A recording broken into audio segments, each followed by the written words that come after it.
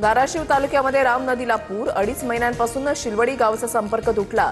2.5 महिन्यांपासून विद्यार्थ्यांना शाळेमध्ये जाता आलं नसल्याची बाब समोर. शेवगाव तालुक्यामधल्या देवटाकळी शिवारामध्ये पुरामध्ये अडकलेल्या नागरिकांना हेलिकॉप्टरनं रेस्क्यू करण्याचं काम सुरू. सरसकट पंचनामे करा, नियमांवर बोट ठेवून लोकांना त्रास होईल असं वागू नका. मुख्यमंत्र्यांचे जिल्हाधिकाऱ्यांना आदेश. तसंच जनावरांच्या चाऱ्याची सोय करण्याचे निर्देश. प्रशासनाकडून माढा तालुक्यामधील 20 पूरग्रस्त गावातील नागरिकांसाठी जेवणाची सोय. दररोज 5,000 लोकांना सकाळी आणि संध्याकाळी जेवण पुरवण्यात येणार.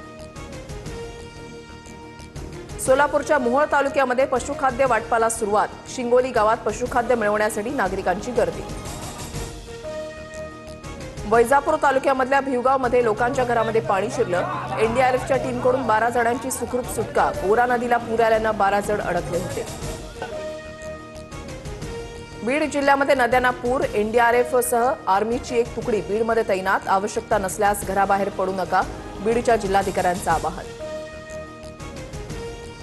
नांदेडमध्ये गोदावरी नदीनं ओलांडली धोक्याची पातळी. नवघाट ओसरडीला जोडणारा पूल पुराच्या पाण्याखाली. शहरामध्ये अनेकांच्या घरात पाणी शिरल्यानं जनजीवन विस्कळीत. नुकसान भरपाईच्या मागणीसाठी नांदेडच्या धर्माबाद तालुक्यामध्ये शेतकऱ्यांचं जलसमाधी आंदोलन. गोदावरीच्या बॅकवॉटरमुळे नुकसान होत असल्यानं शेतकरी आक्रमक. अहिल्यानगर शहराजवळून वाहणाऱ्या सीना नदीला पूर. शहरामध्ये सर्वत्र पाणीच पाणी. घरांमध्ये पाणी शिरल्यानं नागरिकांची तारांबळ. नदीला पूर आल्यानं शहराला जोडणारा कल्याण महामार्ग बंद.